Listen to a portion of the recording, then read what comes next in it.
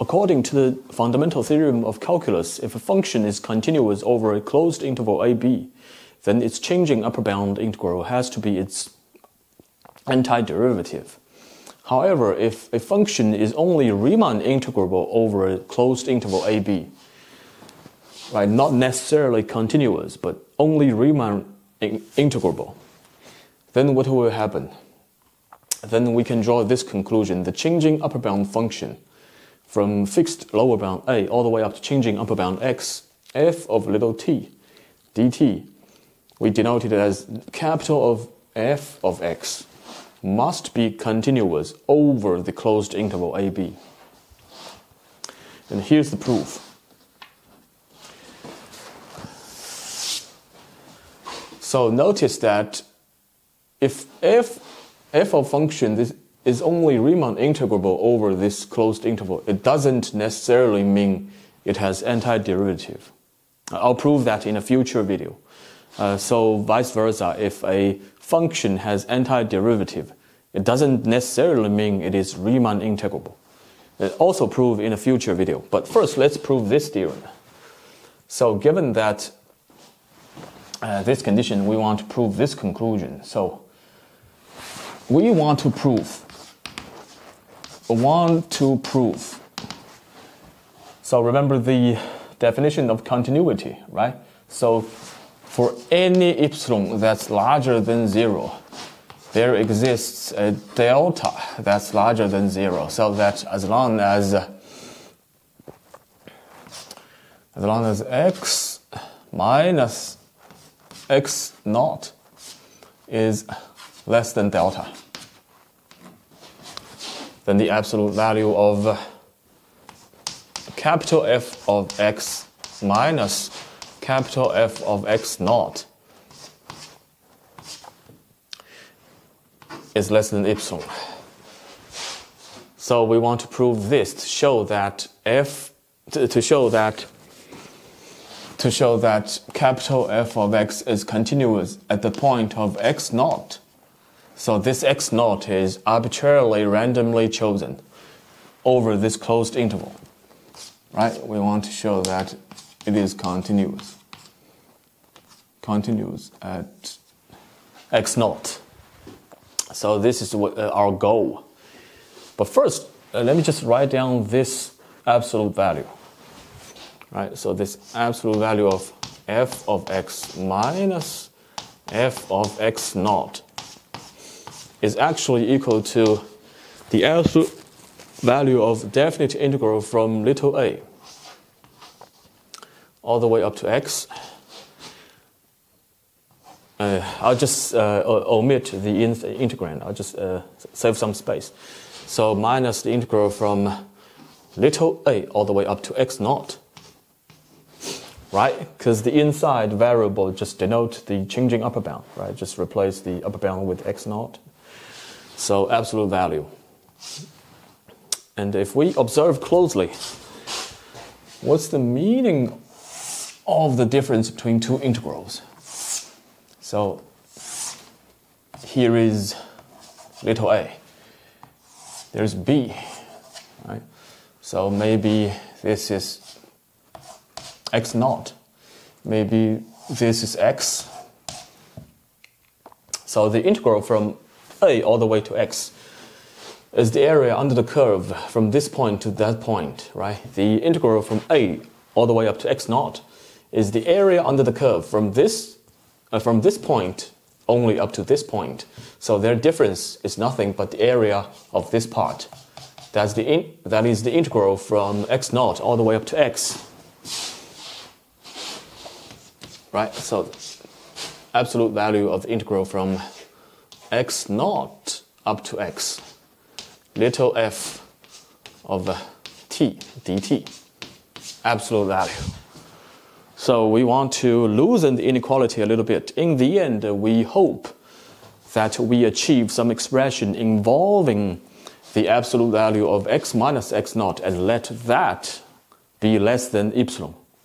Then we can find our desired delta. Because remember, delta is associated with the value of epsilon. So, from here, this absolute value, let's see. Now let's just assume that here I assume that x is larger than x naught. Right, meaning x is at the right hand side of x naught, somewhere here. And we will discuss the case when it's on the left hand side later. Right?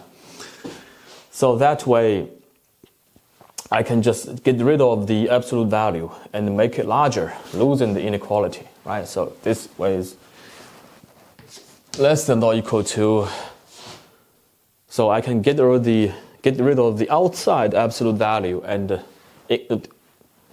put the absolute value inside. X naught x. Absolute value of f of t dt. Absolute value. Absolute value.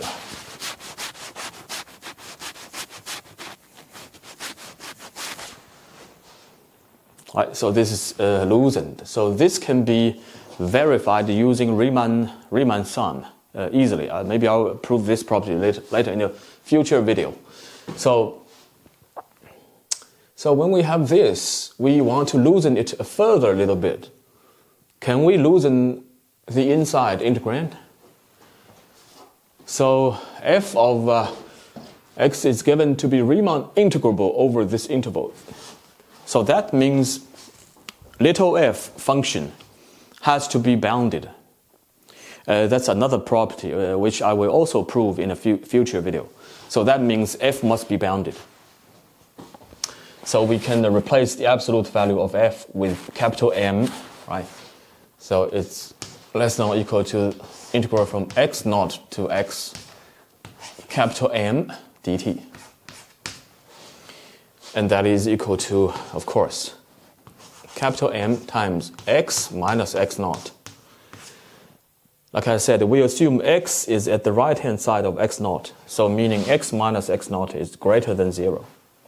So this whole thing is greater than 0. M, of course, is greater than 0.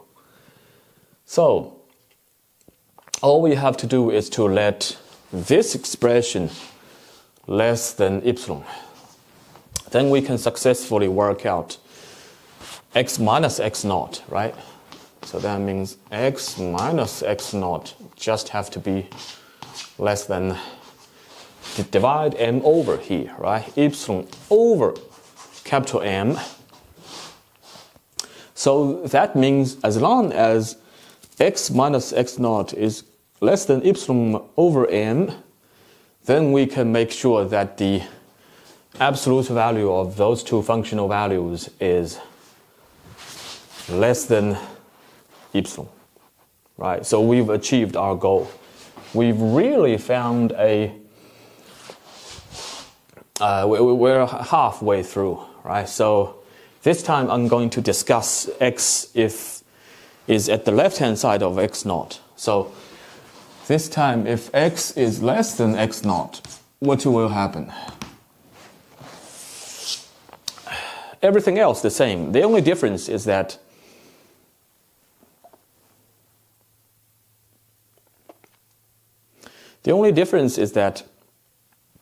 I just have to switch the boundaries here. So from that step, I actually have so the minus of integral from x to x naught, right? Changing the boundaries, add a negative sign here. F t dt. Absolute value. Right? That's the only difference at that step. Now, so now let's just redraw the graph. Right now, let's imagine that. So here is x naught. This time here is x. X is at the left-hand side of x naught, right? This time it's this area. Integrate from the left-hand side to the right-hand side. So absolute value of this thing. So I can then easily just get rid of the negative sign. No difference, right? Still absolute value. So absolute value of from x all the way up to x naught. F of t dt. Absolute value. The remaining is the same. Right? Similar stuff. Less than or equal to, get rid of the absolute value sign and put it inside. Right? All the way from x all the way up to x naught. Absolute value of f of t. Absolute value t dt. Likewise, f is bounded by capital M. So less than or equal to x all the way up to x naught. Capital M dt. Of course, this is easily equal to capital M times x naught minus x. This time we will just let it be less than epsilon and easily work out x naught minus x is less than epsilon over capital M. Right, like I said. This time x is at the left-hand side of x naught. So therefore x naught minus x is always greater than 0. Right? At the same time, small enough, smaller than epsilon over capital M. So that way I can make sure that also the absolute value of those two functional values is also less than epsilon as well. So all in all, whether x is at the right-hand side or the left-hand side of x naught, I can always achieve the same result, right? I can always show that their functional their functional value only differed by very, very small amount, right? Arbitrarily small. So from here, I achieved this result. Right, from the second case scenario, I've achieved this result.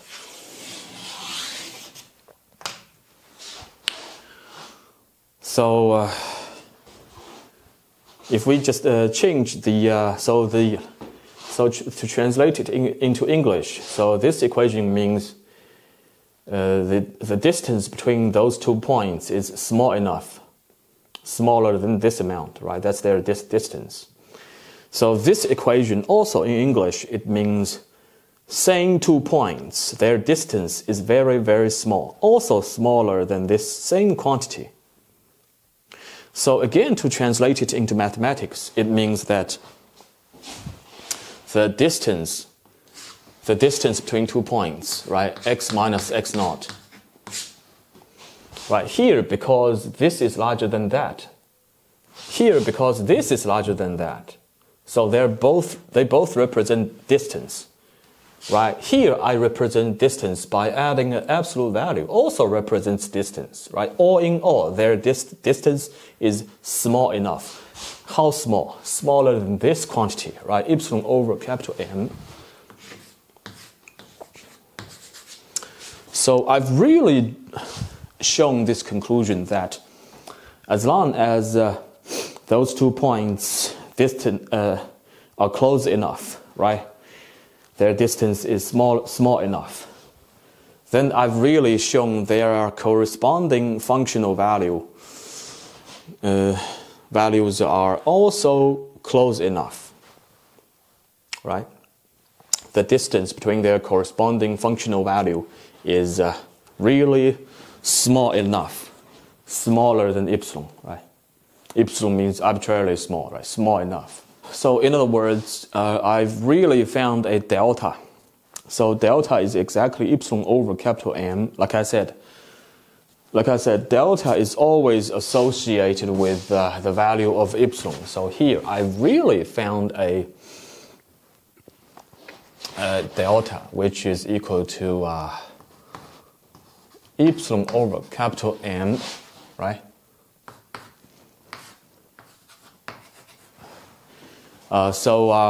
So I'm done. So in my next video, I will probably prove that if a function is a Riemann integrable over a closed finite interval, then it doesn't necessarily mean it has an antiderivative. And the vice versa, if a function has antiderivative over a closed finite interval, doesn't necessarily mean it's Riemann integrable.